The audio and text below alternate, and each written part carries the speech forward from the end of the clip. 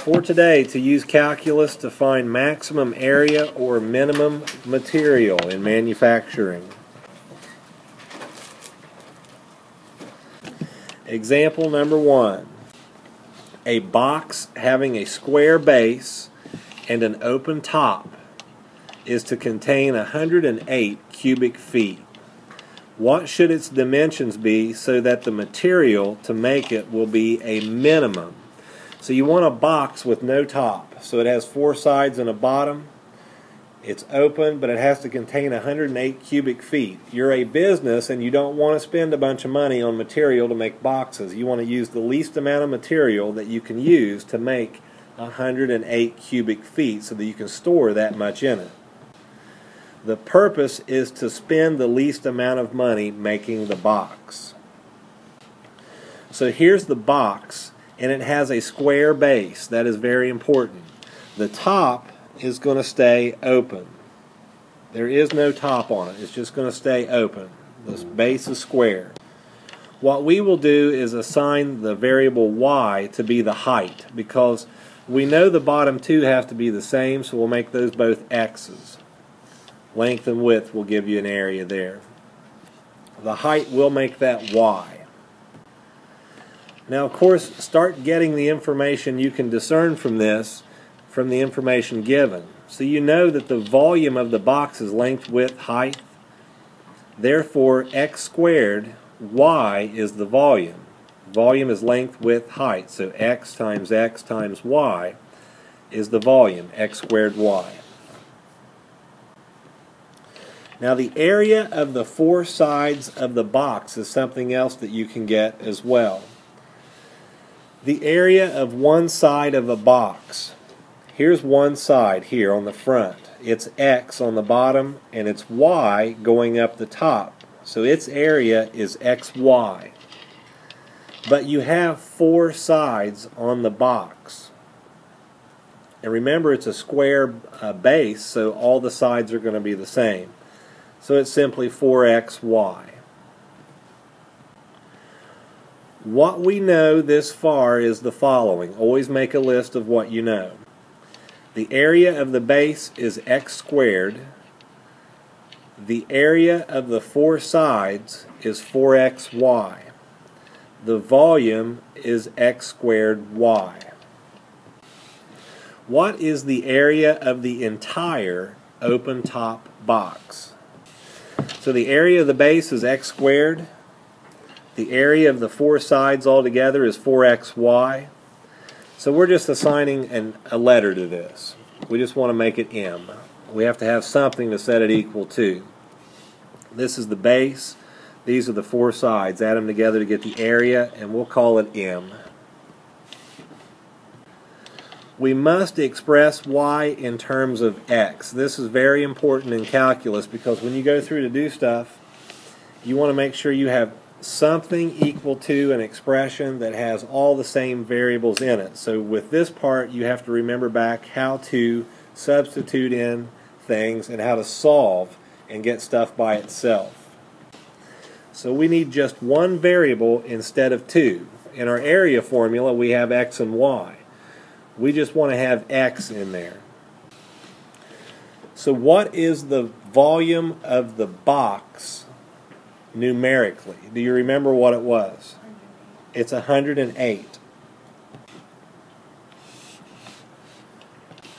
So therefore the volume x squared y, we found the volume to be x squared y, we can set that equal to 108. There's another piece of information we can use. Now solve for y so that you have x on one side and then the y by itself on the other. So in other words, you're just dividing the right side by x squared. Y equals 108 divided by x squared. Now with that information, we can use that to go back inside of something else. Remember that we had m equal to x squared plus 4xy. Now notice that we have x and then y both show up in this. What we just did is we solved for y using the volume. Just stopped it. There we go. And if m is x squared plus 4xy, then remember what we solved for y. It was 108 over x squared. So instead of putting y in this formula for the area of the whole box, the four sides and the bottom, we're going to go back through and substitute in the 108 over x squared, where we have a y there. And then of course once you do that, you have to go through and simplify as much as you can. So when you do this, you're going to have 4 times 108. That's where we get the 432 from. And then this x ends up being over the x squared when you multiply them together. So x over x squared simply reduces to just an x on the bottom. And naturally the x squared out here, nothing happened to that. So now m is x squared plus 432 over x. We substituted in 108 over x squared for y, and then multiplied here because it was necessary, and simplified down to 432 over x on the back end. Now we use what we learned before with the first derivatives and stuff. Remember what we're trying to find. We want to find the dimensions of a box such that the volume would be 108, but we want to use the least amount of material. From what we learned before, we found how to find maximums and minimums. So we find the first derivative of m. So you know how to find the derivative of x squared. But here's something that we haven't done before. And that is how to find the derivative of something like a positive 432 over x. How to find a derivative when the variable is in the denominator. So we're going to stop the example at this point and learn how to find this derivative. Notice that it goes from 432x, or 432 over x, to minus 432 over x squared. So I'll show you how you get that each and every time, regardless of what the problem is. So we'll go to an example of that. We're going to look at just that part right now. I'm going to show you exactly how we came up with that. The rule for finding a derivative with a variable in a denominator is the following. Here's an example. Y equals 1 over x. Let's say we find the derivative of that. Y prime would be 1 over x squared. The whole thing is negative. A negative 1 over x squared. You change the sign, increase the exponent on the variable in the denominator by 1. And that's just when you have a 1 in the numerator. So the exponent was increased by 1. The old exponent, even though in this example you can't really see it because it's 1, the old exponent is going to the top and multiplying against what is already there. And then the sign changes out front. Here's another example of the same type of stuff. In this case, you have 2 on top. It's something other than 1. And on the bottom, you have x squared. So we want to find y prime. So don't forget that the exponent on the denominator goes up by 1. You change the sign out front, and the old exponent goes to the top. And you end up with negative 4 over x to the third. So here it is again. The exponent on the bottom went up by 1.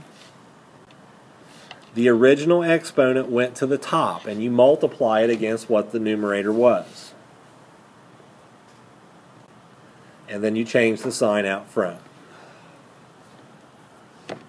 That's how you find a derivative when there's a variable in the denominator. So back to the original example, this is where we left off. We were finding m prime, and we had to find the derivative of this. So naturally the sign changed, the exponent went up by 1, and we moved the old exponent to the top and multiplied, but it's just a 1. So 432 times 1 is just 432. That's why it looks like that. Do you remember what we did before when we found a derivative, the first derivative in terms of maximums and minimums? What did we do next? We did what? Not yet. We had to do something else first. Set it equal to 0. Alright, before you set it equal to 0, you want to make life easy on yourself. Notice that you have an x squared in the denominator. It's easier to mess with this when there's not the x squared in the denominator. So if you multiply through by x squared, then you can get rid of it. So notice I've multiplied each term by x squared. And notice how these two are going to cancel out. And then over here you're going to end up with an x to the third. And that's what we have, 2x to the third minus 432. We want to simplify it the best we can.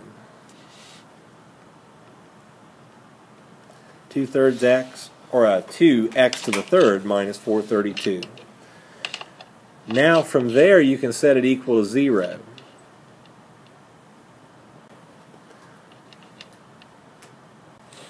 So 2x to the third minus 432 equals 0. Basic algebra at this point. Move the 432 over to the right, change the sign, divide by 2. X to the third equals 216, so what is x?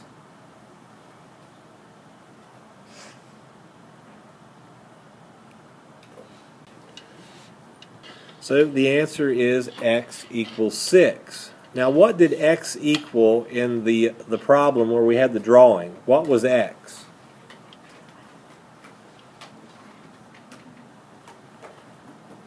On what side of the box did we set x on? The base, because it had a square base. So we have 2 6's on the bottom. So we're going to use x equals 6 to go back and solve for y. Now remember, y equaled 108 divided by x squared. That's something that we solved for previously. Y equals 108 over x squared. So if I plug in 6, I'm going to square that and come up with a 36. So 108 divided by 36 gives me what for y? 3. So here's the original box. It had a base of x and a height of y. So on the bottom we have 6 feet and 6 feet, and then going up the side we have 3 feet. Here's example number 2. A farmer plans to use 1,000 feet of fence to enclose a rectangular plot along the bank of a straight river. Find the dimension which encloses the maximum area. Of course, there should be an ES there. So there's a river. He has property next to the river. The river is a straight one. He has 1,000 feet of fence to use, but he doesn't want to just randomly put fencing out there. He wants to cover the most area that he can with 1,000 feet of fence. Now remember, this goes along a river. So here's the river, and it's straight. And that's the fencing he wants to put in. Notice there is nothing along the river for fencing. There's no need to, because there's a river there.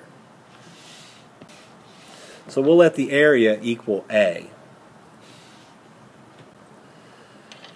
And you can call the length of this x, and on the other side y and y. And remember, since the reason why y is the same on both sides is because it's what shape? A rectangle. So a rectangle has to have opposite sides that are the same. There's no fencing along the river, so that frees up more fencing that he can use. And it's 1,000 feet. So the area would be x times y. Very simple. To find the area of that, even though there's one side missing, the area is still x times y. And then for the perimeter, you would simply add up what you know. You have x plus y plus y. That's just a basic perimeter problem. So x plus y is simplified down to just x plus 2y. So we have a formula for the area and a formula for the perimeter. X must be between 0 and 1,000. That's a given. Because at the very most, you could have one straight length of fence that's 1,000 feet long and has absolutely no width to it whatsoever. So he couldn't cover any area. But then you could have a length that is 0 and then a height that's 1,000, and you haven't enclosed in anything whatsoever. So you're looking for something between 0 and 1,000 for X. The length has to be somewhere between 0 and 1,000. If you come up with anything outside of that, then you'll have to go back and check again. Let's get y by itself in x plus 2y equals 1,000. Remember that x plus 2y is the perimeter. And 1,000 is how much feet you have. So the perimeter is going to be 1,000 no matter what. And we know that x plus 2y is the perimeter. So x plus 2y equals 1,000. And we want to get the x over on the other side, away from the y. Divide by 2, and you have y by itself. That's what we did in the last problem. We want everything in terms of x. So y equals 1,000 minus x over 2. Now substitute, just like we did in the last problem. We have y equals 1,000 minus x divided by 2, and let's substitute that back in for y here. So the area is xy, and instead of y we're putting in 1,000 minus x over 2. Now from here, simplify the best you can. X times 1,000 minus x is 1,000x minus x squared, and all of that is over 2. Since it's over 2, and you have an even number up top, you can make this into fractions, 2 different fractions instead of just one whole fraction. So it's 1,000x over 2 minus x squared over 2, which is the same thing as a half x squared. It's just basic algebra. So A is 500x minus a half x squared. That's what we just came up with. What should I do next? What did we do next in the last problem?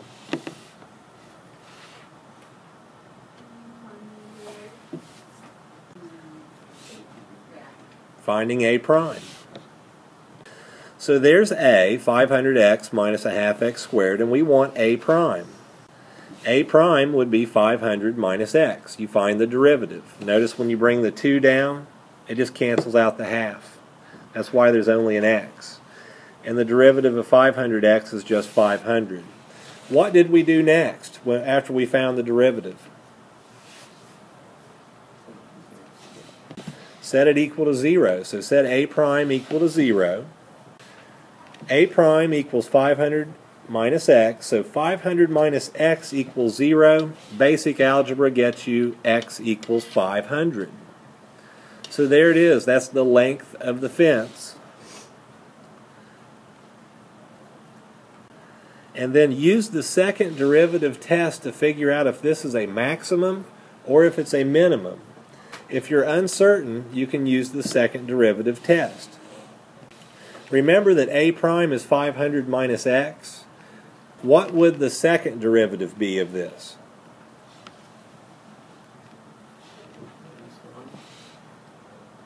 Yeah, just minus 1. Because the 500 leaves, it's a constant, it's gone, and you have minus x, the only thing left there is the minus 1. Since the second derivative is negative, what does that say about the 500? It's a maximum, so that's what we're looking for. So the maximum area occurs when the plot of land has the following dimensions. Remember, there's the river, and there we have 3 sides of the area. X is on the bottom, Y on either side. Now x is 500, so if x is 500, you're left with only 1,000 minus 500 for the other two sides together. So 1,000 minus 500 divided by 2 gives you both y's.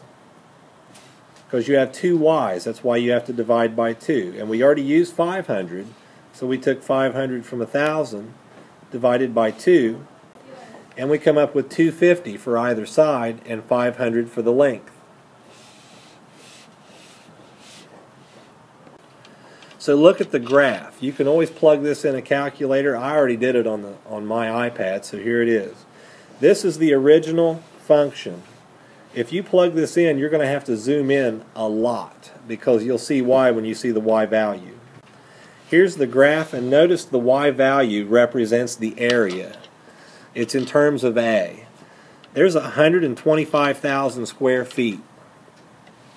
Here's 500, and notice that 500 occurs at the very top.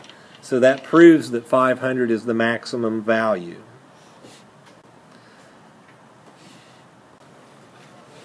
Excuse the interruption. I need these students to report to Ms. Collier's room for lunch detentions.